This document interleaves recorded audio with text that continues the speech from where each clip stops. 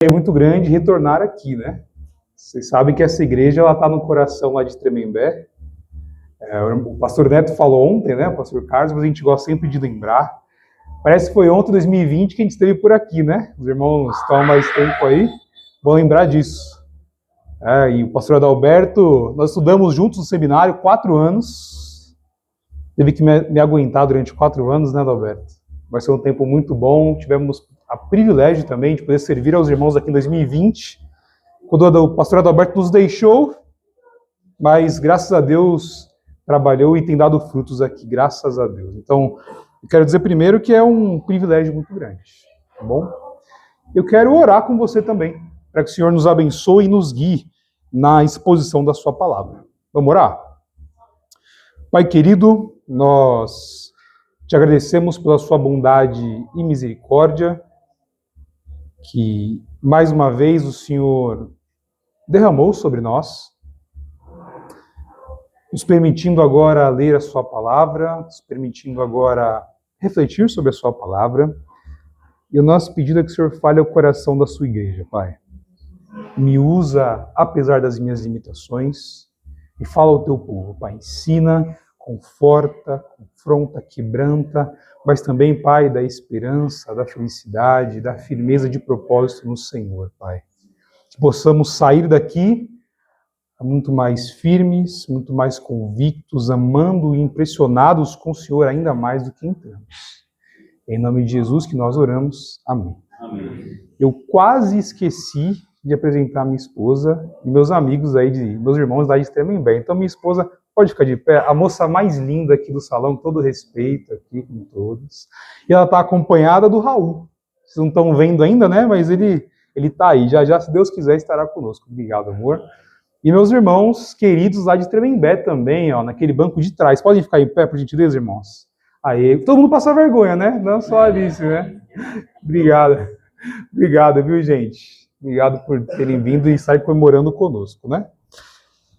Esse final de semana, desde ontem com o pastor Elcio, é um final de semana especial para os irmãos, né? E para mim também, é claro, poder participar disso. 37 anos da Igreja Batista Regular em Jardim Palmira. E como é bom poder olhar para trás e poder ver o cuidado do Senhor, o amor do Senhor durante todos esses anos. Todos os momentos que o Senhor cuidou, todos os momentos em que o Senhor abençoou e guiou essa igreja, quer nos momentos felizes e fáceis, quer nos momentos de dificuldade e dor.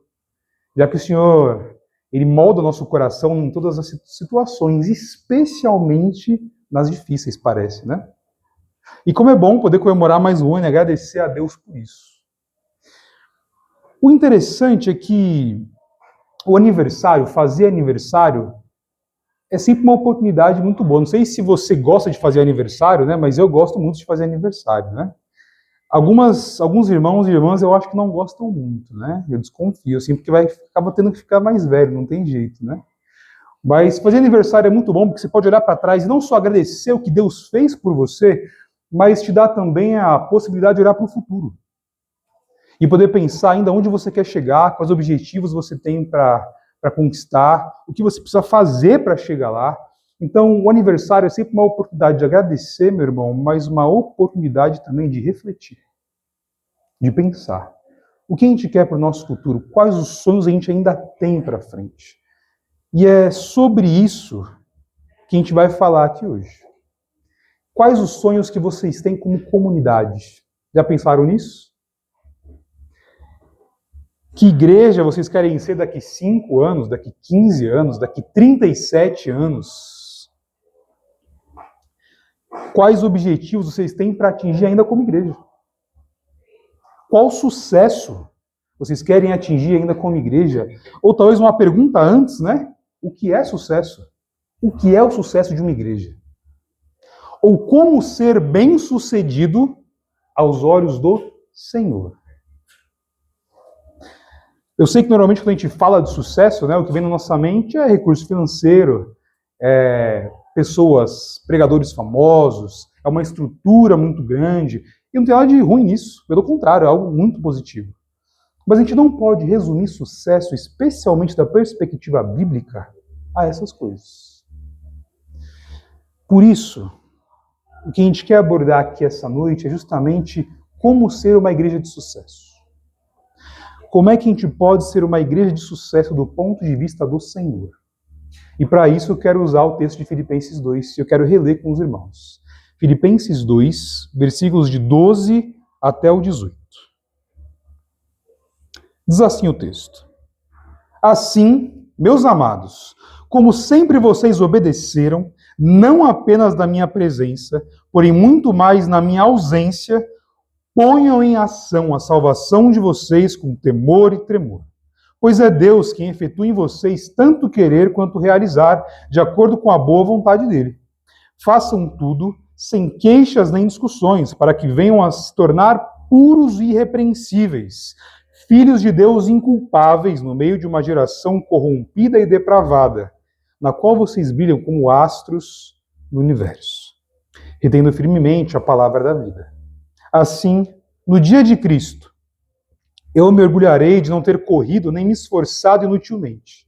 Contudo, mesmo que eu esteja sendo derramado como oferta de bebida sobre o serviço que provém da fé que vocês têm, o sacrifício que oferecem a Deus, estou alegre e me regozijo com todos vocês. Estejam vocês também alegres e regozijem-se comigo. Antes da gente entrar nesse texto, antes da gente mergulhar nesse texto, eu preciso que você entenda o que está acontecendo aqui com Paulo. Por que ele escreve essa carta? Onde que ele está quando escreve essa carta? O que ele quer comunicar para os irmãos de Filipos? E a primeira informação importante para você é que Paulo estava onde quando escreveu essa carta? Preso. Filipenses é uma das cartas chamadas Cartas da Prisão, que Paulo escreveu. Lembra do final de Atos, quando Paulo ele vai preso? E aparentemente está numa prisão domiciliar, e está indo para Roma para ser julgado? Aparentemente é nesse período que ele escreve essa carta. Agora, pensa comigo, né? Se você tivesse preso injustamente por pregar o evangelho, inclusive sem ter feito nenhum mal, você estaria preocupado com o quê? Com você, provavelmente, né? Com a sua família, com dinheiro, com, sei lá, o que vai acontecer agora? Paulo não. Paulo está preocupado com os irmãos de uma outra cidade. Parece que o que Paulo tem para dizer para esses irmãos é algo realmente muito importante, né? Do contrário, ele não se preocuparia em dizer nada disso. Agora, o mais interessante é que os filipenses, a igreja de Filipos, não era uma igreja que tinha um problema grande. Ela não era uma igreja que tinha um problema moral, não era uma igreja que estava tolerando o pecado no meio dela, não era uma igreja que tinha problema doutrinário, não tinha uma grande heresia, um grande ensino, um falso profeta que estava lá ensinando, todo mundo estava achando, nossa, que legal. Não tinha isso. Pelo contrário, se você ler o capítulo 1, volta comigo, por gentileza, no capítulo 1.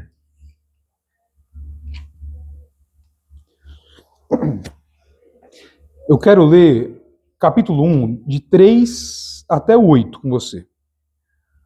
Diz assim, ó. Agradeço a Deus toda vez que me lembro de vocês. Em todas as minhas orações em favor de vocês, sempre oro com alegria. Por causa da cooperação que vocês têm dado ao Evangelho desde o primeiro dia até agora.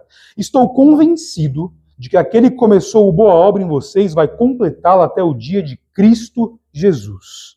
É justo que eu assim me sinta a respeito de todos vocês, uma vez que os tenho em meu coração, pois quer nas correntes que me prendam, quer defendendo e confirmando o Evangelho, todos vocês participam comigo na graça de Deus. Deus é minha testemunha de como tenho saudade de todos vocês com profunda afeição em Cristo Jesus. Acho que dispensa apresentações da igreja de Filipos, né? Uma igreja fiel, que inclusive estava cooperando financeiramente com o ministério do apóstolo Paulo, tanto quando ele estava solto e pregando o evangelho, tanto agora que ele está preso. Qual era, então, o problema da igreja de Filipos? Por que Paulo está preocupado, ainda que preso, em falar para uma igreja, em mandar uma carta para uma igreja que nem tem um problema?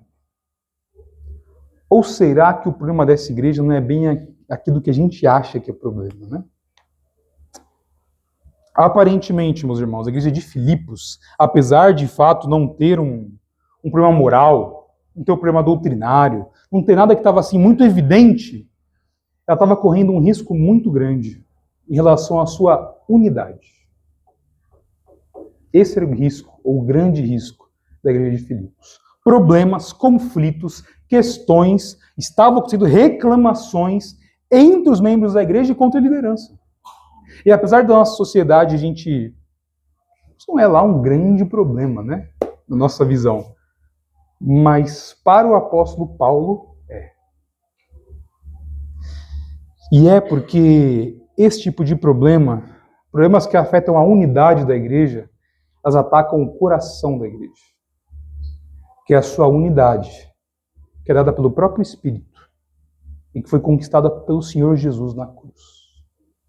É por isso que Paulo está preocupado em escrever para os Filipenses, ou para a igreja de Filipos. A carta aos Filipenses, meus irmãos, é um grande chamado à humildade e à obediência para a unidade da igreja.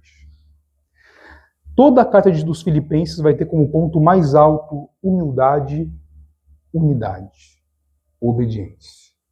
Tanto que o maior exemplo, o ponto alto da carta, é aquele texto bastante conhecido que vem um pouquinho antes, aqui do versículo 12, está do 5 ao 11 no capítulo 2. Sabe aquele texto bem conhecido? Seja a atitude de vocês a mesma de Cristo Jesus, que embora sendo Deus, não, e assim por diante. Texto bastante conhecido que coloca Jesus como o maior exemplo do que é ser igreja. E a partir disso, ele começa então a falar com a igreja de Filipos o que ele estava esperando dela. E é isso que a gente vai ver agora, tudo bem? Nossa reflexão aqui está dividida em três partes. Eu quero dar para vocês 3 orientações de como ser uma igreja de sucesso. Tá bom? A primeira orientação para você é pratique a sua salvação. Vocês querem ser uma igreja de sucesso? Querem ser bem-sucedidos por mais 5, 10, 37 anos? Amém. A primeira orientação para vocês é pratiquem a salvação de vocês. Versículos 12 e 13 eu quero reler. Assim, meus amados, como sempre vocês obedeceram, não apenas na minha presença, porém muito mais agora na minha ausência, ponham em ação a salvação de vocês com temor e tremor, pois é Deus quem efetua em vocês tanto querer quanto realizar, de acordo com a boa vontade dele. Percebeu que esses 2 versículos começam com uma palavrinha que parece que ele está continuando algo que ele falou antes, né? Assim. Paulo está retomando o próprio exemplo que ele já deu sobre Jesus Cristo. Então, olha, assim como Jesus é o exemplo, assim como Jesus se humilhou, foi obediente até a morte, tendo isso como exemplo, ponham em ação a salvação de vocês, com tremor e temor. Amém? Mas o que é colocar a salvação em ação? Aí que tá. Normalmente a gente entende a salvação como algo um tanto resolvido, não é isso? Eu não era do Senhor, eu fui salvo pelo Senhor, agora eu sou salvo. Não é isso? Está resolvido. Mais ou menos. Mais ou menos. De um lado, sim. Assim que você se arrependeu dos seus pecados e aceitou Jesus como Salvador da sua vida, você foi decretado justificado por Deus, lavado pelo sangue do Cordeiro e agora está no corpo de Cristo, como igreja. Mas por outro lado, meu irmão, essa mesma salvação precisa ser desenvolvida. A gente precisa aprender a obedecer a Jesus. A gente precisa aprender a lutar contra os nossos pecados. A gente precisa aprender a viver como comunidade, como corpo. Apesar de cada um aqui ter uma história, ter preferência, ter gostos diferentes, ter dons diferentes, como é que a gente vive agora junto? O que a gente chama de santificação. Já ouviu isso, né? Provavelmente em algum lugar. Então, Paulo está chamando os filipenses para praticar, para desenvolver aquilo que eles haviam recebido, com obediência e com crescimento. Apontando para o exemplo de Jesus como exemplo maior, Paulo está chamando os filipenses, que eram pessoas fiéis, e ele mesmo diz, né, olha, assim como vocês me obedecem, não só na minha presença, mas na minha ausência ainda mais, eu tenho um pedido para vocês. Desenvolvam a salvação de vocês. Obedeçam. Permaneçam firmes. Se santifiquem. Parece fácil, né? O que ele está dizendo. Mas esse texto tem um grande risco. Sabe qual que é? O grande risco desse texto, meu irmão, é você olhar para ele e pensar assim, ó. Amém, pastor. Eu preciso ler mais minha Bíblia. Eu preciso orar mais. Eu preciso servir mais. Eu preciso fazer mais. E de certa forma você precisa mesmo. É esperado que a gente leia a Bíblia, que a gente ore, que a gente sirva mais. Mas esse texto não está falando da gente sozinho. Esse texto está falando de nós, como igreja. Esse texto está falando não de fidelidade pessoal, individual, mas de fidelidade comunitária. Comunidade, corpo. Precisamos desenvolver nossa capacidade de viver como igreja, em unidade. Não apesar das diferenças, mas em meio às diferenças. E talentos e dons que Deus nos deu. É amar o outro, se importar com o outro, cuidar do outro, se preocupar com o seu crescimento, servir o outro. Mesmo na correria e nas dificuldades da nossa semana. É isso que Paulo está chamando os filipenses a fazer. E é isso também, a gente vai ver daqui a pouquinho, que é o que vai fazer diferença nesse mundo. No versículo 13, dá uma olhadinha. Parece que Paulo fala uma coisa assim um pouco contraditória, não parece? Ele manda os filipenses colocarem a sua salvação em prática, mas no versículo 3 é o que ele fala. Pois é Deus quem efetua em vocês tanto querer quanto realizar. Espera um pouquinho.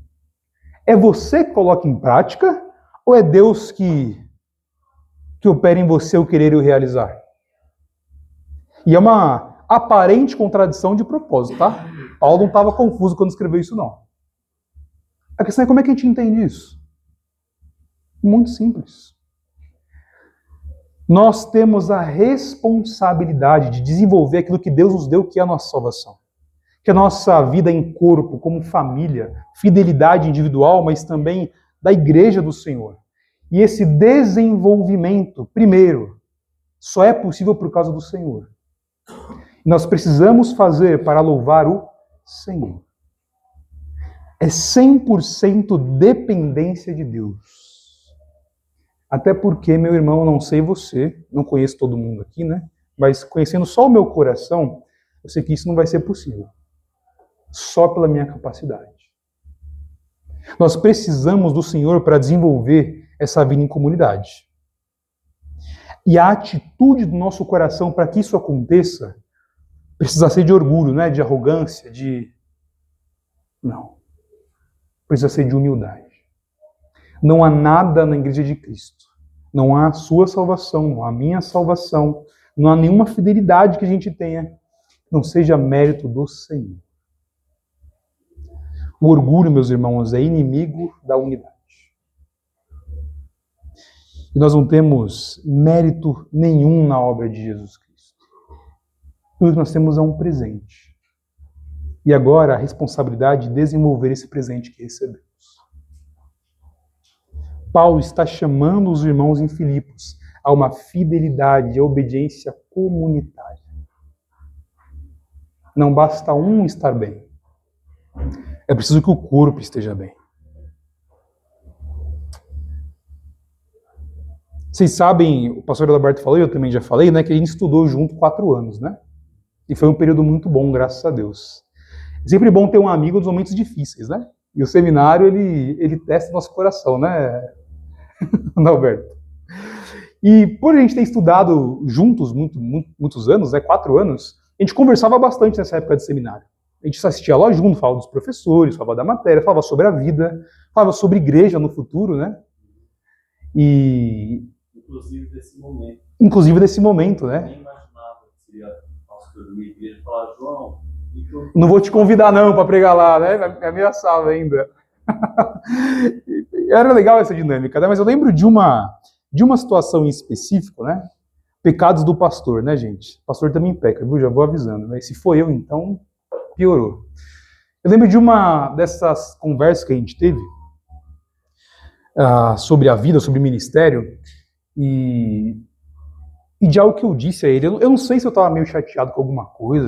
A gente seminarista é meio revoltado com as coisas, né? Com todo respeito, eu imagino que o Gabriel e o Vitor sejam muito melhores do que eu, né? Mas seminarista ele é meio revoltado com as coisas, assim, meio incompreendido, né? Eu nem sei por que eu era assim, mas enfim, né? Eu lembro que a gente estava falando uma vez sobre ir para o ministério. Por que uma pessoa resolveu ir para o ministério? Por que eu queria ir para o ministério, né? Eu lembro que eu falei assim para ele, Adalberto, eu não estou indo para o ministério por causa de ninguém, não. Estou indo por causa do Senhor. Não por causa das pessoas. Eu lembro que ele olhou para mim assim, né? Deu uma risadinha. Como quem diz, que absurdo, né? Gigante. E aquela reação dele, guardei comigo. E meus irmãos, eu não poderia estar mais errado.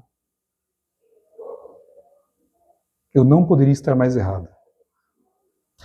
É claro, meus irmãos, que a nossa motivação principal e primeira é o Senhor. Não há dúvida. É óbvio que a gente faz as coisas primeiro para honrar o Senhor. Nosso compromisso aqui é com Deus. A gente não negocia nossa santidade por conta do outro, pelo comportamento de alguém. Mas o ministério tem tudo a ver com pessoas. A vida cristã tem tudo a ver com pessoas. Não basta você estar bem. É preciso que o corpo esteja bem.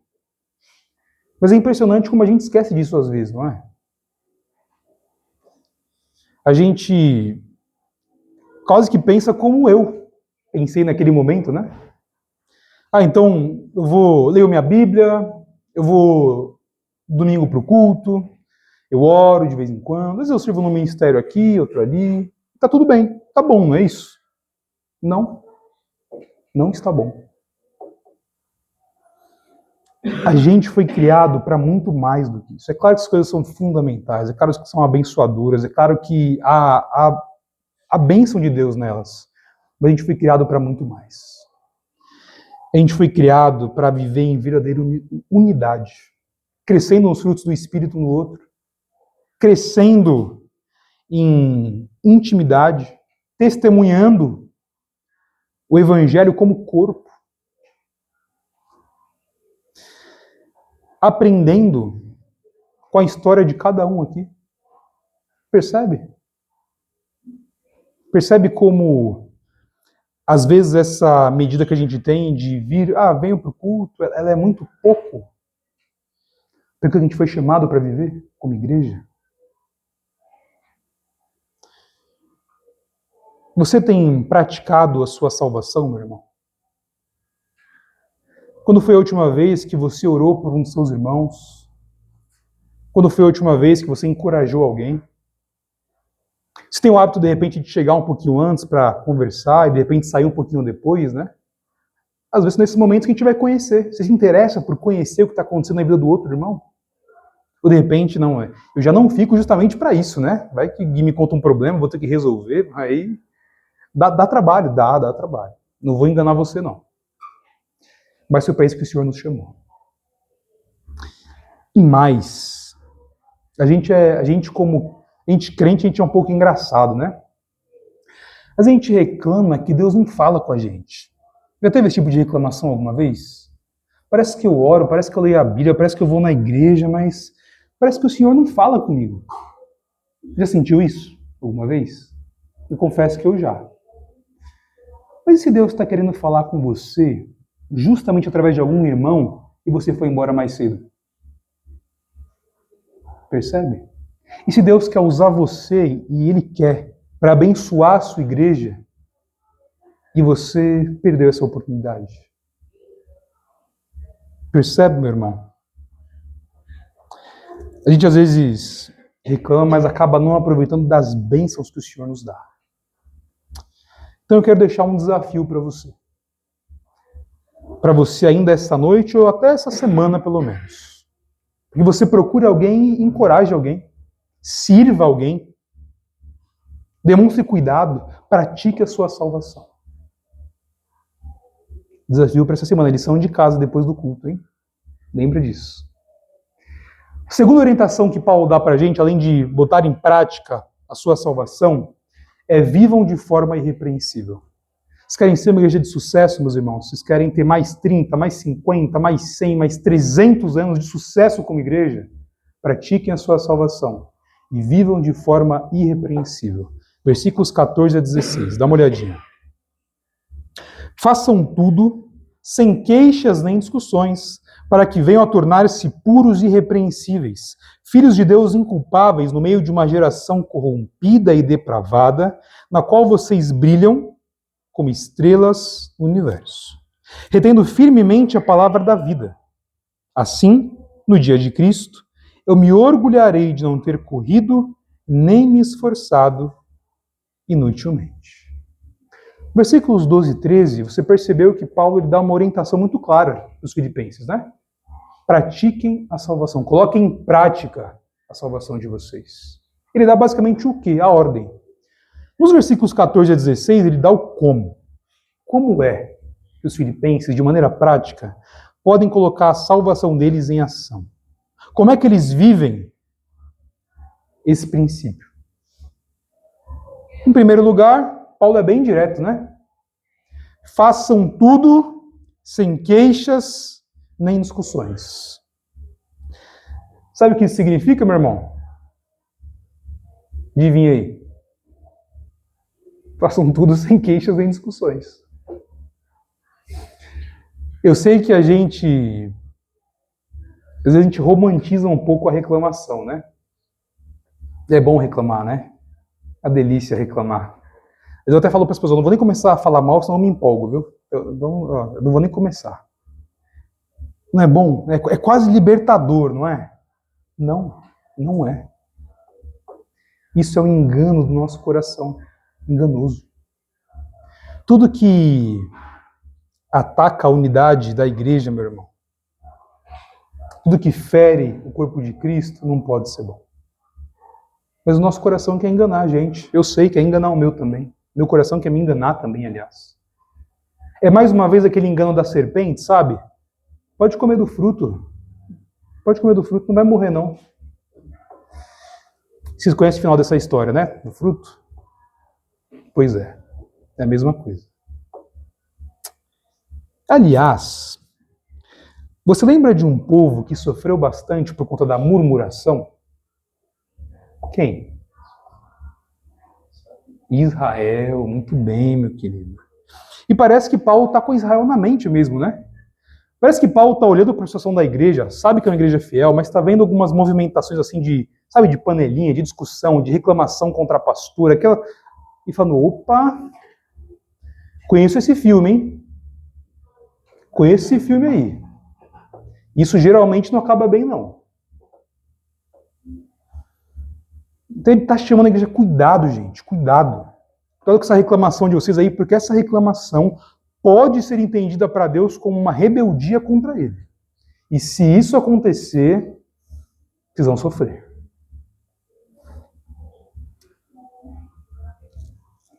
Engraçado que, de novo, né, nós não temos muitas informações sobre Filipos. Mas parece que a unidade deles estava em risco. E é por isso que Paulo estava, com tanto cuidado, chamando a atenção deles. Essa comparação com Israel fica mais forte ainda quando ele fala, um pouquinho depois, façam tudo sem queixas nem discussões, para que venham a ser puros e irrepreensíveis, filhos de Deus inculpáveis, no meio de uma geração corrompida e depravada, na qual vocês brilham como estrelas no universo. Esse texto te lembra alguma coisa? Não, né? Abre Deuteronômio 32 aí, por gentileza. Deuteronômio 32, versículos de 1 a 5.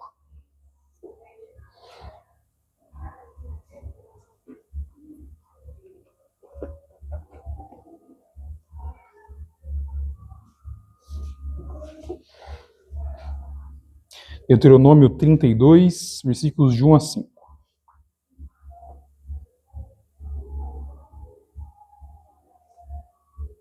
Diz assim: Escutem, ó céus, e eu falarei.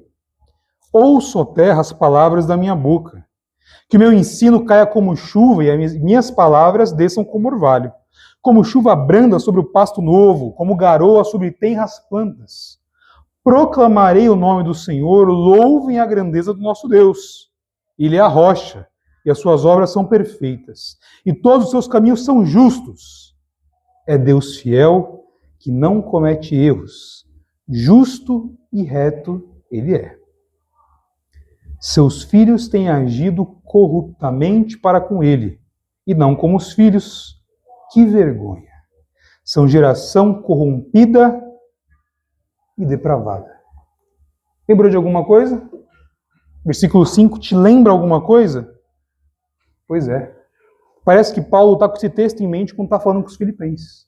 A diferença é que no versículo Deuteronômio 32, ele está fazendo uma acusação. Moisés está ensinando o cântico de Moisés para o povo antes de morrer, para que o cântico sirva de testemunho contra eles, quando eles forem rebeldes contra o Senhor. Então o cântico fala o seguinte: olha, vocês não são filhos, são geração corrompida e perversa. Assim diz o cântico no Deuteronômio 32. No texto de Paulo, não. Sejam irrepreensíveis para que sejam filhos no meio de uma geração corrompida e perversa. Deuteronômio 32, ele é uma acusação de um povo que era rebelde. Filipenses 2 mostram uma exortação de Paulo para que ele não caminhasse nesse caminho. Pelo contrário, tivesse uma postura irrepreensível, para que então brilhasse, servisse de testemunho no meio de uma geração pervertida e corrompida pelo pecado. Em resumo, Paulo está dizendo o seguinte: cuidado. Cuidado. Vocês são fiéis, vocês são meus cooperadores, eu amo vocês, mas cuidado. Cuidado com as murmurações que estão acontecendo entre vocês. Cuidado com as reclamações entre vocês. Cuidado com os conflitos entre vocês. Cuidado com o descontentamento com a liderança. Cuidado. Esse caminho é um caminho que não costuma acabar bem. O orgulho, a reclamação, tudo isso aparentemente acontecendo em Filipos, é o que não deveria mais, abaixo daquele ponto, acontecer. Até porque, meu irmão, é possível uma igreja que está permeada pelo orgulho, pelo conflito, pela reclamação, pela insatisfação, conseguir testemunhar de um Deus que se fez homem e se humilhou e foi obediente até a morte? É possível? Não. Claramente não. A divisão, o orgulho, o egoísmo, o fala mal, a fofoca, o mundo já conhece. O mundo já é especialista nisso. Essa é a nossa tendência do coração, naturalmente. Sabe o que o mundo não conhece? Sabe o que pode impactar as pessoas lá fora? Uma comunidade que se ama, unida, firme, fiel, verdadeira uns com os outros, que se preocupa uns com os outros, que cuida uns dos outros. E não é porque é todo mundo igual, todo mundo parecido. É porque em meio às diferenças se ama. Entende que as diferenças, inclusive, foram dadas pelo próprio Deus. E sem nenhum tipo de interesse egoísta, só por causa de Jesus. Isso sim, meus irmãos, pode impactar o mundo lá fora. Qualquer coisa diferente disso, o mundo já conhece. É assim que a gente vai brilhar, assim que a gente vai fazer a diferença lá fora. E é bom dizer que ser irrepreensível e ser puro não é ser perfeito, tá? Até porque se fosse essa a ideia, ia complicar pra gente, não é mesmo? A ideia aqui de ser irrepreensível ou de ser puro também não tem a ver com você evitar conversas difíceis, evitar o confronto bíblico por medo, de que não, puxa, eu não vou confrontar o pecado. Você vai ser meu exemplo hoje, tá, Gui? Me desculpa. Não vou confrontar o pecado do Gui, não, porque é melhor manter a unidade. Não é isso que o texto está falando. Não é isso que o texto está falando. Pelo contrário, o texto está falando de situações que não envolviam o pecado, que era para a igreja estar unida. Não havia união. Havia reclamação, murmuração. O que Paulo está dizendo, na verdade, é que a igreja deveria ser marcada pelo amor e pelo cuidado. Basicamente isso. E era assim, desse jeito, que ele ia conseguir ser diferente no meio de uma sociedade que iria perseguir cristão. Lembra que Paulo estava preso? Paulo não está sendo aqui muito romântico, não. Ele sabe, ele está preso, ele está passando por isso, está sofrendo na pele. Ah, meus irmãos, sabe como a gente pode fazer a diferença? Não é dando troco, não. É sendo cuidadoso, amoroso, diferente. É assim, de fato, que a gente vai fazer a diferença. Os relacionamentos, melhor dizendo, dentro da igreja, meus irmãos, precisam estar marcados pelo caráter de Cristo. E Paulo diz, ele completa ainda no versículo 13, que se os filipenses se comportassem assim, seria de fato um motivo de alegria para ele, que estava preso.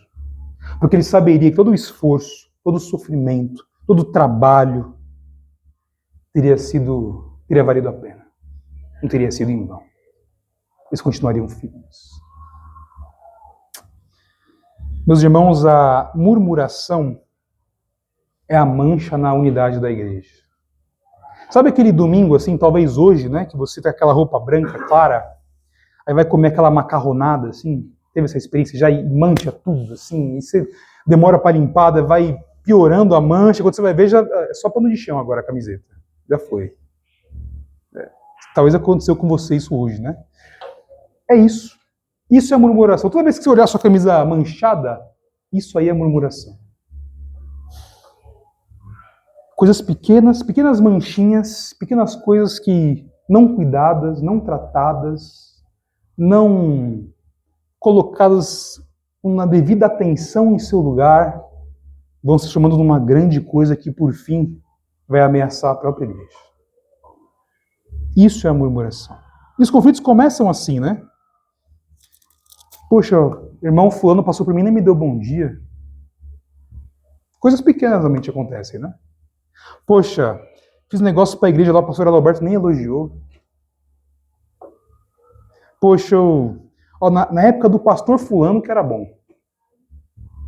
De repente nem era, Mas a gente é meio assim, Nossa, na época do fulano, olha, aí que era pastor, aí que era membro, aí que pregava bem. Hoje em dia, poxa, o irmão fulano que não estava na igreja, aí que era...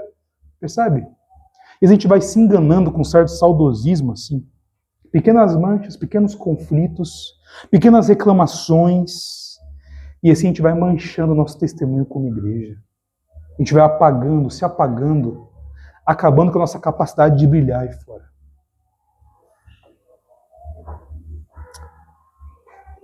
Meu irmão, se a unidade da Igreja Batista Regular aqui em Jardim Palmira dependesse só de você, só do seu comportamento, da forma como você trata as outras pessoas, outros irmãos, outras pessoas, do quanto você encoraja os outros, de quanto você perdoa, quanto você pede perdão, quanto você está disposto a abrir mão das suas vontades em benefício do seu irmão, como é que seria a igreja?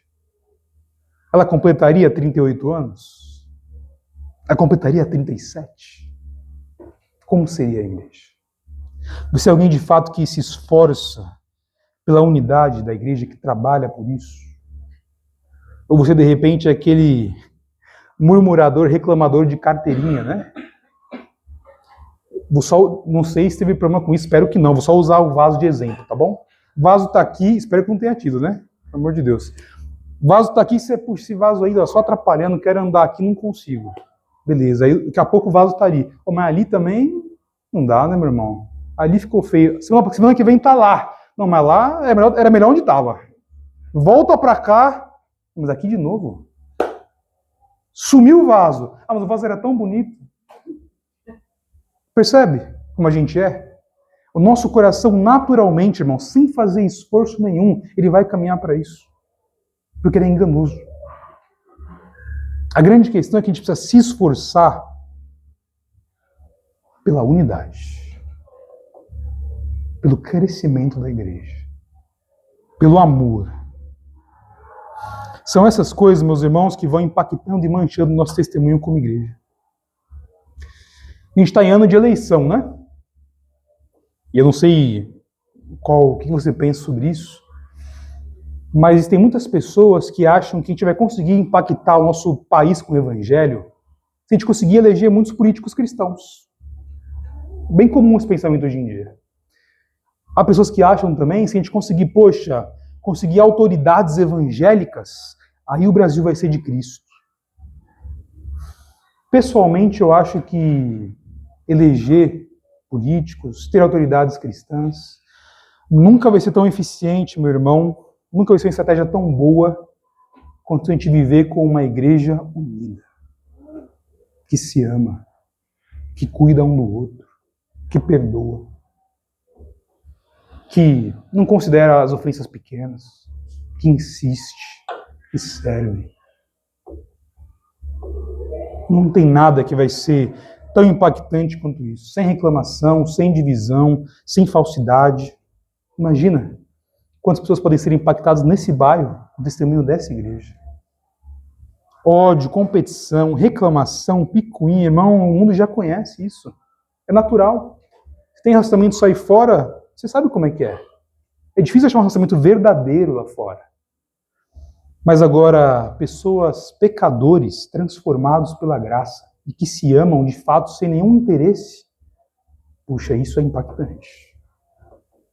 Isso de fato pode impressionar, pode atrair as pessoas para o Evangelho. E veja, lembrar do exemplo de nosso Senhor Jesus nesse momento é fundamental. Porque amar as pessoas, meu irmão, nem sempre é fácil. Nem sempre as pessoas merecem nosso amor. Às vezes é difícil, eu sei, é difícil para mim também. Mas a gente faz o que a gente faz não porque é fácil, não é porque outra pessoa merece, é porque o Senhor é digno. É aí que está. Nem sempre as pessoas vão merecer mesmo. Nem sempre as pessoas vão se importar. Mas a gente faz por causa do Senhor. Cada um de nós é responsável pela unidade da igreja. E um dia também prestaremos conta ao Senhor pelo que fizemos com a igreja, que no fim das contas é dele. Pratiquem a salvação, vivam de forma irrepreensível. Por fim, a terceira orientação para vocês seria continuarem a ser uma igreja de sucesso. Alegrem-se no sofrimento. Versículos 17 e 18. Dizem assim: contudo, mesmo que eu esteja sendo derramado como oferta de bebida sobre o serviço que provém da fé que vocês têm, o sacrifício que oferecem a Deus, estou alegre e me regozijo com todos vocês. Estejam vocês também alegres e regozijem-se comigo. Percebeu que nessa última parte aqui parece que Paulo muda o tom um pouco? Ele vem falando assim, até parece meio animado, né? Gente, botem a salvação de vocês em prática. Gente, sem reclamação, sem murmuração. Olha, brilhem como astros no escuro. Completem minha alegria. De repente ele muda. Contudo, meus irmãos, olha, mesmo que eu seja derramado como oferta, mesmo que eu seja morto, é isso que ele está dizendo. A gente sabe que ele não morreu, mas ele não sabia que ele não ia morrer. Ele estava indo para um julgamento diante do imperador romano, ele sabia que o resultado disso poderia ser decapitação. Ia literalmente perder a cabeça, ia morrer por causa do evangelho. Ele não tinha nenhuma segurança de que não morreria. Mas ele está falando, olha, mesmo que isso aconteça, vai valer a pena. E ele faz uma comparação, na verdade, da sua vida e da vida dos filipenses com o sacrifício que acontecia no templo. Você lembra disso lá do Antigo Testamento? Na época de Paulo ainda acontecia. Sacrifício de animais, Lembra de tudo aquela? Pegava um animal, cortava o pescoço, derramava o sangue, colocava sobre o ofertório. E às vezes também, junto com o animal que era oferecido como sacrifício, como um ato de adoração a Deus, era derramado também uma oferta de líquido, normalmente vinho ou azeite, junto com esse sacrifício, como um ato também de louvor ao Senhor, de adoração. Sabe aquela ideia do aroma agradável? Sacrifício de cheiro suave? É mais ou menos isso. Então Paulo faz uma comparação, olha, assim como os sacerdotes oferecem sacrifício no templo, vocês, filipenses, têm oferecido o serviço e o sacrifício de vocês, a fidelidade de vocês. E assim como o sacerdote oferece a libação, aquela bebida, junto com o sacrifício, eu não me importo se minha vida também for derramada, junto com o sacrifício e com a obediência de vocês. Percebe que é a ilustração? Paulo está dizendo no fim das contas, olha, Filipenses, ainda que eu morra, ainda que o evangelho me custe a vida, vale a pena obedecer, vale a pena ser fiel, vale a pena continuar, vale a pena insistir, vale a pena se esforçar pela unidade da igreja. Eu ainda vou me alegrar pela fidelidade de vocês, ainda vou me alegrar porque eu consegui cumprir o meu ministério, ainda que isso me custe a vida. E como se isso não fosse impactante o suficiente, né? No versículo 18, ele chama os filipenses a se alegrarem com ele também, mesmo diante dos conflitos que eles estavam passando e da possível morte do apóstolo. E que morte que provavelmente também levaria à perseguição de cristãos, inclusive dos filipenses. Não importa o que acontecesse, quer eu morra, quer eu não morra, permaneçam firmes, filipenses. Se alegrem no Senhor, porque não importa o que aconteça, Ele vai ser glorificado. É isso que Paulo está dizendo aqui. Queridos, a aplicação desse texto, esses 2 versículos, é muito simples. Vale a pena ser fiel ao Senhor. Vale a pena suportar os sofrimentos por causa do Senhor. Vale a pena se importar com os irmãos. Vale a pena perdoar nossos irmãos. Vale a pena servir aos irmãos. Vale a pena insistir naquele relacionamento que você fala, puxa, essa pessoa é difícil para mim. Vale a pena. Vale a pena abrir mão das suas preferências pessoais em prol do reino. Vale a pena ignorar as pequenas ofensas que acontecem por causa do corpo de Cristo. Servir as pessoas, meu irmão, dá trabalho. Às vezes é preciso paciência. Ajudar pessoas, às vezes, vai te trazer decepções. É verdade. Mas o ponto aqui é, Cristo é o nosso exemplo. Cristo é que faz tudo isso valer a pena. E Ele é absolutamente digno do nosso sacrifício e da nossa obediência. Sabe por quê? Porque Ele fez muito mais por nós. Por isso. A igreja de Jardim Palmira pode completar 87 anos, meus irmãos, esse final de semana, porque muitos irmãos na história da igreja permaneceram firmes, se importaram uns com os outros, perseveraram, se alegraram no sofrimento por causa de Jesus. Por isso, meus irmãos, minha palavra para vocês é caminhando para o final e continuem firmes. Continuem firmes no Senhor. Alegrem-se em ser fiéis. Permaneçam se importando e servindo uns aos outros, amando uns aos outros, porque vale a pena. E o nosso Senhor é digno, absolutamente digno, do nosso sacrifício e do nosso esforço. Uma igreja de sucesso, meus irmãos, não é aquela igreja que tem milhares de membros. Não é aquela igreja que tem muito recurso financeiro. Não é aquela igreja que tem pregadores conhecidos. E se tiver tudo isso, amém. Ótimo. Uma igreja de sucesso também, meus irmãos, não é aquela igreja que não tem problema. Que tudo acontece perfeito. Até porque isso não existe. Uma igreja de sucesso, meus irmãos, é uma igreja que se parece com o seu Senhor. Uma igreja de sucesso, meus irmãos, é aquela que se parece com Jesus, praticando a sua salvação, vivendo de forma irrepreensível e se alegrando no sofrimento. Minha oração é que o Senhor continue abençoando vocês por muitos e muitos anos. Vocês continuem glorificando a Ele. Vamos orar? Pai querido, obrigado por esse tempo de reflexão e de confronto, ao mesmo tempo de ânimo no Senhor, Pai. Muito obrigado porque o Senhor nos orienta, o Senhor fala conosco através da sua palavra.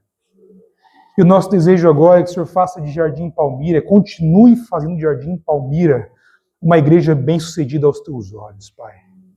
Que eles possam, de fato, viver a salvação que receberam, viver como corpo, amando o Senhor e amando um ao outro cada vez mais, Pai. Sendo assim exemplo, uma luz forte e brilhante para aqueles que não te conhecem, Pai.